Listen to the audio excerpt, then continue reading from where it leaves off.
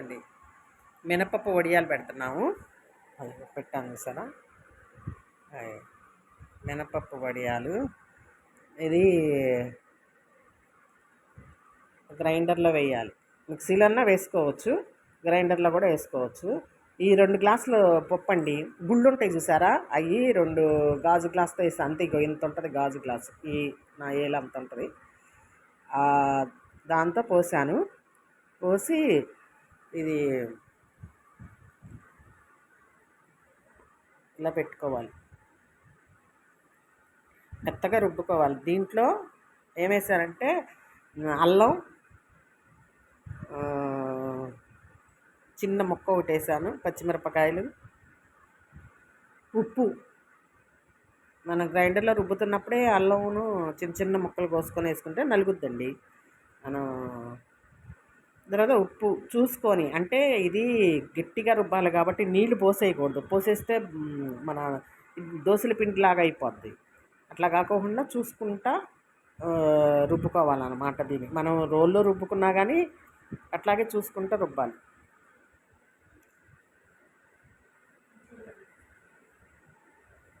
ఇది గుడ్డ మీద, ఈ గుడ్డ తడిపి ఆరేసాను, దాని మీద పెట్టుకోవాలి. వారు మంచం మీద వేసాను.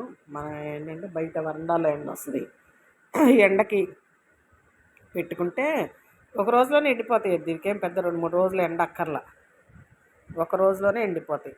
మినపప్పు వడియాలు చాలా బాగుంటాయి.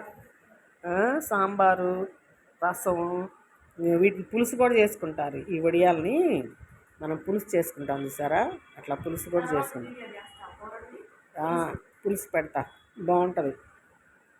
పురుగులు పులుసు చేసుకున్నట్టు వడియాలు కూడా పులుసు చేసుకుంటారు. మీరుగా చేసుకోండి. ఇప్పుడు ఎండలకి ఈ నెలలోనే పట్టుకోవాలి. వచ్చే నెల మే నెల వడగాళ్ళు, బాగా గాళ్ళు వస్తాయి, వర్షాలు పడుతుంటాయి. ఈ ఏప్రిల్ నెలలోనే పట్టుకోవాలి. పట్టుకుంటే బాగుంటుంది అన్నమాట. మనకి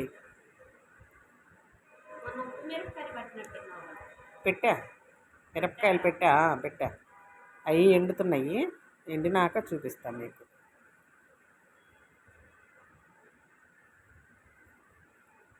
ఇదిగోండి మినపప్పు వడియాలు. అదే పప్పు రుబ్బేటప్పుడు చూసుకోవాలి. ఒక్కోసారి లూజ్ అయిపోయింది అనుకో, ఇది రాదు. ఇట్లా రావాలి కదా, ఇది ఇలా చేస్తే ఇలా రావాలి వడియానికి. ఇది ఇట్లా పెట్టాలి. దానికి ఏముంది, లూజ్ అయిపోయింది అనుకోండి.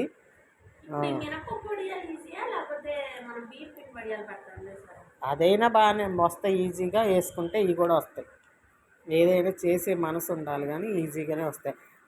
అవి కూడా చేసినప్పుడు పెడతానండి. అవి మినపప్పు బియ్యం పిండి వడియాలు కూడా చేస్తాను, చేసినప్పుడు పెడతాను. మినపప్పు వడియాలు ఉట్టి మినపప్పే కదా. పొట్టుపప్పు అయితే ఇంకా బాగుంటుందండి. పొట్టు తీయకోకుండా, సగం పొట్టు తీసి సగం తీయకోకుండా కనుక నీళ్ళతో తడుపుకోవాలి. తడుపుకుంటేనే పప్పు వచ్చిద్ది మనతో చేతికి అంటుకుపోయిద్ది, రాదు. అందుకని తడుపుకోవాలి, గిన్నెలో నీళ్ళు పెట్టుకొని. కుర్చీ వేసుకో సాయి, కుర్చీ వేసి కూర్చుంటే నీకు ఆ చేతులకు అంటదు.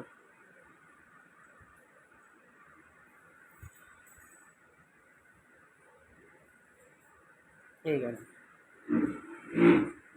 చక్కగా చిన్న చిన్న వడియాలు పెట్టుకుంటే